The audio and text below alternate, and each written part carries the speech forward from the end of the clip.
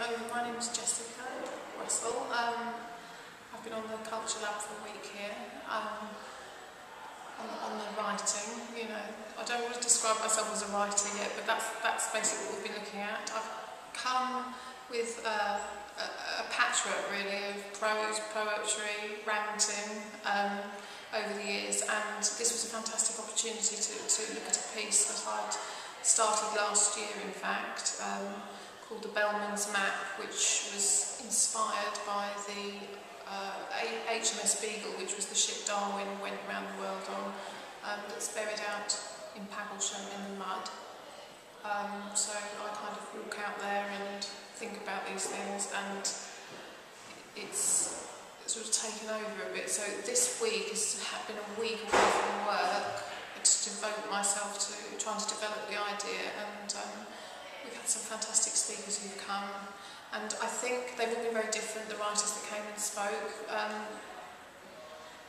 One of them particularly just gave me a light bulb moment of where I could just be free to be who I am within my writing, because I think, when you write, there's always an audience, even if it's just yourself, and, there's form and structure, and you don't have to let go of that, but he kind of gave me the freedom to be who I am with that and have some fun. I think that was really crucial as well, I didn't have to disappear up my own arse throughout this process. So, it's been a journey, the piece I'm writing is called The Bellman's Map, which is from Hunting of the Snark by Lewis Carroll, and The Bellman's Map is basically a piece of paper with nothing on, and I feel that at the start of the week, that's the beginning of the journey, and the map has become filled in, it's become filled in with fantastic experiences, being exposed to new literature, exposed to new voices, meeting new people, fantastic lunches actually. Just the simple fact of somebody feeding you in the middle of the day, that doesn't happen often, and it really helps the afternoon become a productive time as well. So it's really made me think about, as I go forward, I've got a lot more tools than I came with. I've got the idea of freedom, I've got the idea of humour, I've got the idea of people giving me feedback. Feedback this week has been really crucial as part of the process. I think one of the writers that came in talked about confidence, and it really is a confidence thing, I think, with me. Can I keep going? Is it good? The blah blah blah voice I have sometimes on my shoulder. So the memory of this week and the things I've picked up and the experiences I've had, they're in my kit bag now, so I can get them out whenever I want to keep me going and finish the bigger Bellman's Map, which hopefully will be the book. So my piece is called The Bellman's Map, which is an idea I came with and that I've developed over the week. It's inspired by Lewis Carroll's Hunting of the Snark, but that's very loose, and also by the HMS Beagle, which is the ship that Charles Darwin travelled around on, developing his theory of evolution. And I have to say that being here this week, it occurred to me that the Beagle would have been passed here on more than one occasion, so I found that, I don't know why it hadn't occurred to me, but it did during the week, so this is it. This is a blog entry. It starts with a blog entry from the main character Wesley, who is obsessed with the HMS Beagle, which is now buried in the mud near Pagglesham Pool. Look a bit up there around the corner. Port Famine, Tierra del Fuego, August 1828. Captain Pringle Stokes' body was carried ashore by the strongest men remaining within his scurvy-ridden crew for burial in the small cemetery on a low hill overlooking the sea. It was winter, not far from the very rock bottom of the earth, closer to the South Pole than the equator.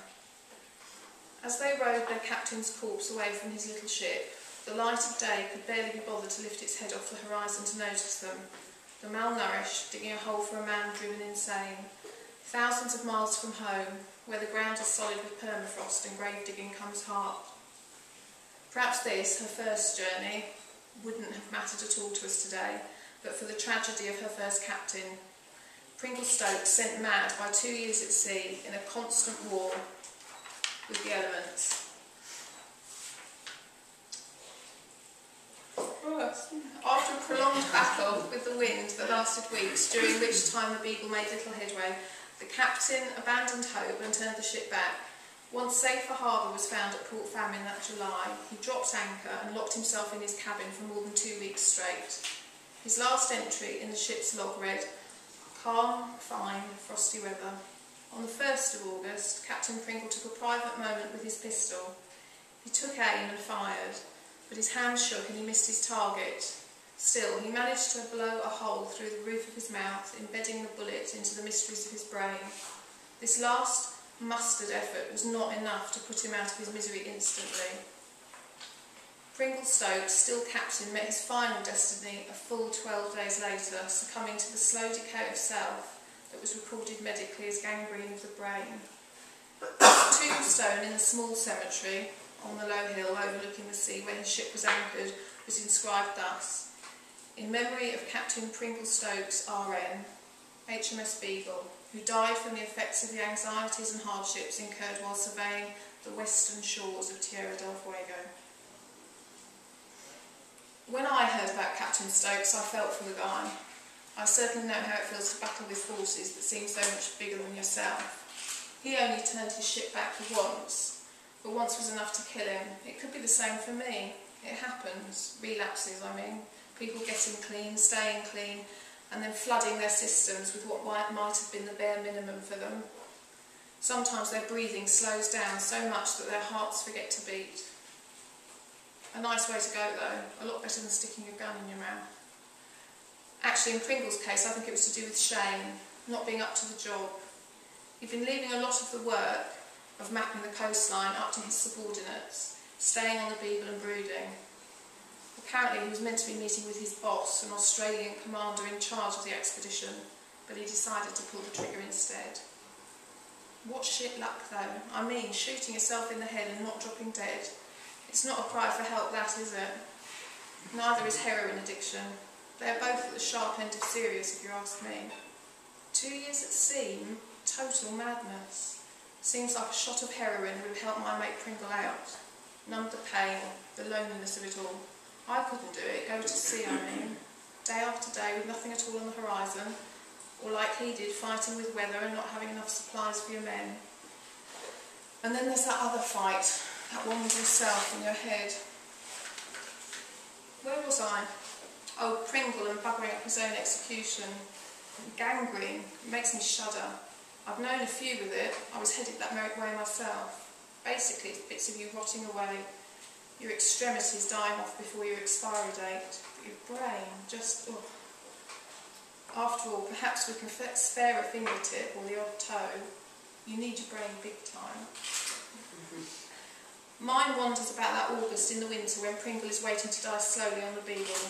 I wonder how Beagle felt about it. A little ship, her master on his way out, anchored off Tierra del Fuego, on the wrong side of the world. I shouldn't say that really.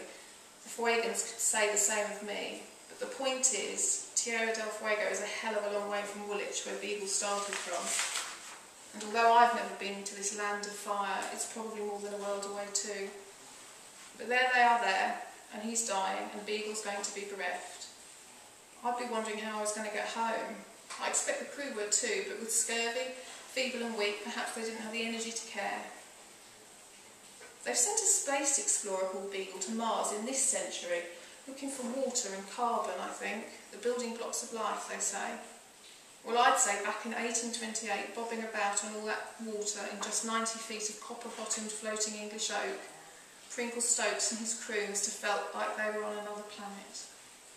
As it happens, the Mars Beagle 2 is also as lost as Pringle's Beagle, my Beagle. One is lost in space, and one is lost in this mud here. Funny how patterns repeat themselves.